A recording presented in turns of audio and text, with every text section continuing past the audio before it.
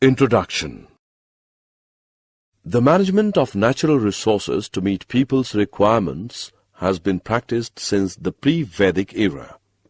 Farmers were ranked high in the social system, and village management was in their hands. In order to manage land, water, and vegetation, technical knowledge suitable to the specific conditions of a region was required. They gained this knowledge and developed skill through experience and learning by doing. Overexploitation of natural resources by growing population resulted in various severe problems. Destruction of vegetation has resulted in land degradation, denudation, soil erosion, landslides, floods, drought, and unbalanced ecosystems. A balanced ecosystem is an urgent need. Environmentally aware consumers are producing less waste by practicing the 3 R's: reduce, reuse, and recycle. They are buying products that are less toxic or contain less packaging, using reusable containers and other reusable items, maintaining and repairing products, participating in recycling programs, and buying products made from recycled materials. Objectives. At the end of this lesson, you'll be able to express the necessity of resources, explain the distribution of forests, wildlife, and their sustainable management, describe the method of rainwater harvesting, identify the importance of fossil fuels like coal and petroleum. Why should we manage our resources? Not surprisingly, exploration and development of our natural resources has spin-off benefits, especially in construction, manufacturing, and professional, scientific, and technical services. Most of the growth in the economy comes from natural resources like diamonds, oil, and gas especially. And the linkages between the resource activity and other sectors, such as retail trade, are not as strong as they could be. While this growth is good news, it means that much of the natural resources are being used off. There are some resources which cannot be replaced, so it is our duty to take proper care of them.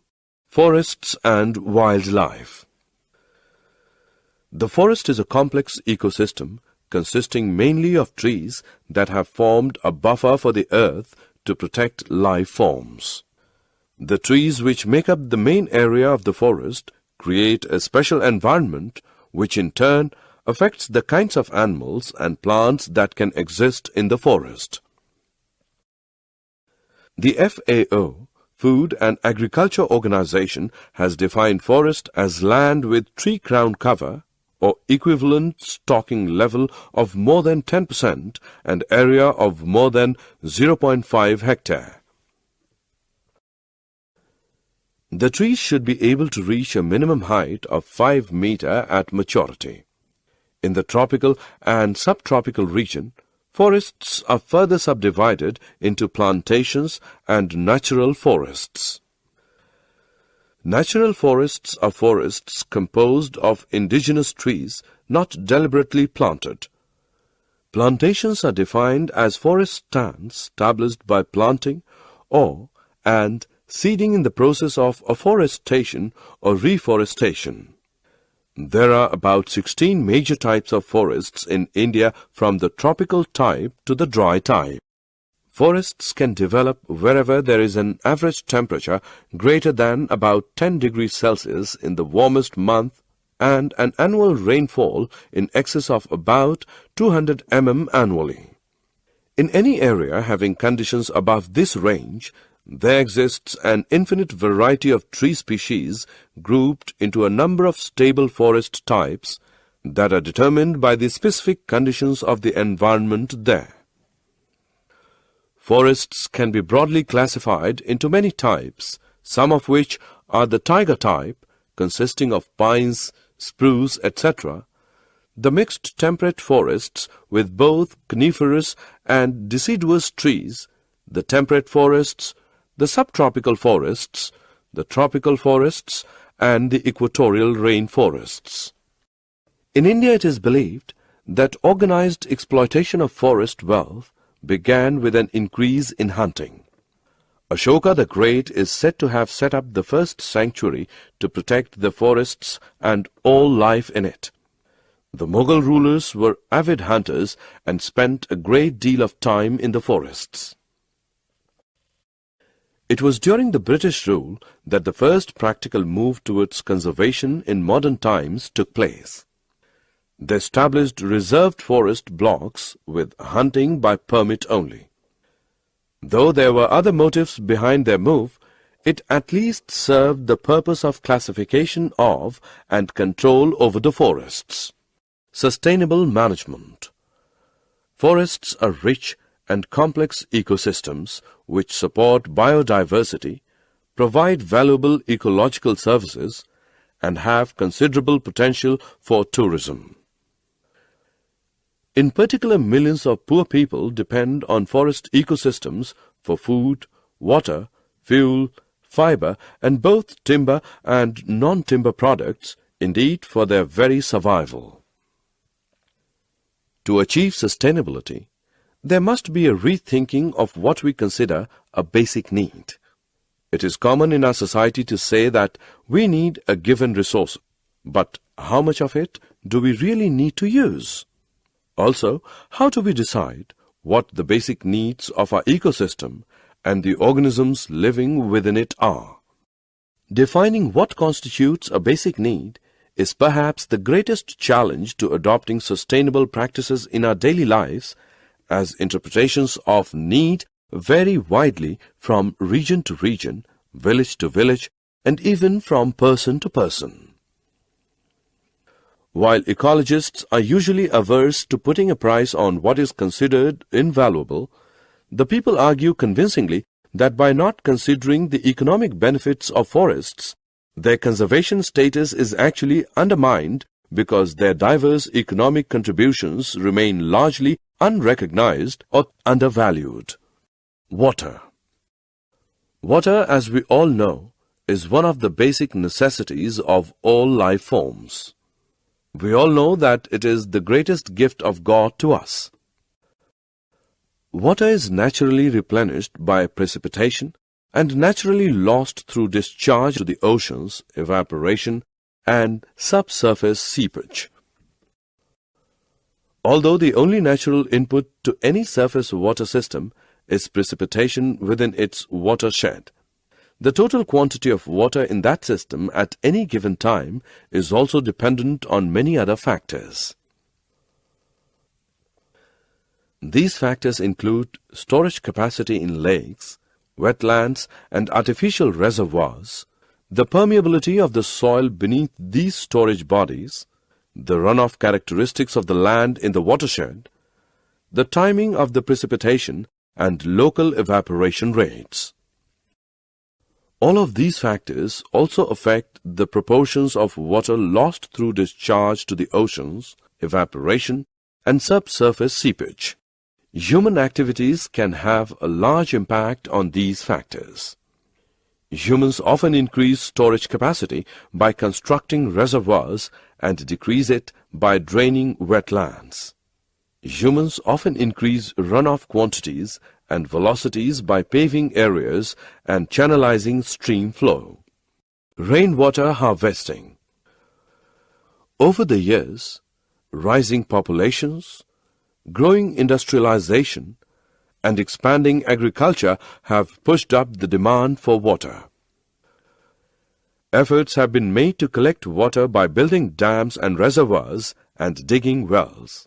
Some countries have also tried to recycle and desalinate water. Water conservation has become the need of the day.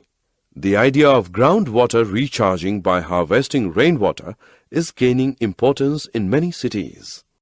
In the forests, water seeps gently into the ground as vegetation breaks the fall. This groundwater in turn feeds wells, lakes, and rivers. Protecting forests means protecting water catchments. In ancient India, people believed that forests were the mothers of rivers and worshipped the sources of these water bodies. This has become a very popular method of conserving water, especially in the urban areas. Rainwater harvesting essentially means collecting rainwater on the roofs of building and storing it underground for later use. Not only does this recharging arrest groundwater depletion, it also raises the declining water table and can help augment water supply. Rainwater harvesting and artificial recharging are becoming very important issues. It is essential to stop the decline in groundwater levels, arrest seawater ingress, that is, prevent seawater from moving landward, and conserve surface water runoff during the rainy season. Coal and petroleum. Coal is by far the most abundant fossil fuel on Earth. It is essentially carbon and is mainly used as combustion fuel. The large-scale use of coal began with the Industrial Revolution in the 19th century. As the number of industries increased, demand for more sources of energy grew. Coal is the product of plants, mainly trees that died tens or hundreds of millions of years ago. Due to waterlogging in low-lying swampy areas or in slowly sinking lagoons, dead trees and plants did not decompose as they normally would. The dead plant matter was covered with water and protected from the oxidizing effect of air. The action of certain bacteria released the oxygen and hydrogen, making the residue richer and richer in carbon. Thick layers of this carbon-rich substance, called peat, built up over thousands of years. As more material accumulated above the peat, the water was squeezed out, leaving just carbon-rich plant remains. Pressure and temperature further compressed the material. This aided the process of producing coal as more gases were forced out, and the proportion of carbon continued to increase. The carbon slowly metamorphosed into coal over millions of years. Petroleum is found in porous rock formations in the upper strata of some areas of the Earth's crust. Known reserves of petroleum are typically estimated at around 1.2 trillion barrels, with at least one estimate as high as 3.74 trillion barrels. Consumption is currently around 84 million barrels per day, or 31 billion barrels per year. Because of reservoir engineering difficulties, recoverable oil reserves are significantly less than total oil in place. At current consumption levels, current known reserves would be gone in about 32 years, around 2039. However, this ignores any new discoveries, changes in demand, better technology, population growth, industrialization of third world countries, and other factors. While oil is expected to remain a major source of energy in coming years, alternative energy development such as solar power, wind power, butanol, ethanol, photovoltaic, nuclear power, hydrogen, or oil from oil shale and oil sands may increase in significance. Coal may also increase in use because of its existence in vast quantities in rapidly developing countries such as China and India, which are exempt from controls under the Kyoto Protocol. 3 R's: reduce, reuse, and recycle. Reduce unnecessary waste by avoiding pointless purchases. Items that are rarely get used can be borrowed or shared with others. Buy bottles instead of cans and rechargeable batteries. Reuse items that you would normally consider as rubbish because sometimes it could be used for other purposes. Instead of throwing items away, Reduce waste by using them for other purposes. Paper and envelopes can be used as scrap paper for making notes. Recycle the waste products from which you can conserve some amount of energy. Make sure you have a recycle bin at your home. Keep it in an obvious place so that you will not forget to use it. Summary. Let us summarize what we have learned. Most of the growth in the economy comes from natural resources like coal, oil, and gas especially. The forest is a complex ecosystem consisting mainly of trees that have formed a buffer for the earth to protect life forms. The FAO, Food and Agriculture Organization, has defined forest as land with tree crown cover or equivalent stocking level of more than 10% and area of more than 0.5 hectare. In the tropical and subtropical region, forests are further subdivided into plantations and natural forests. Ashoka the Great is said to have set up the first sanctuary to protect the forests and all life in it. The British established reserved forest blocks with hunting by permit only.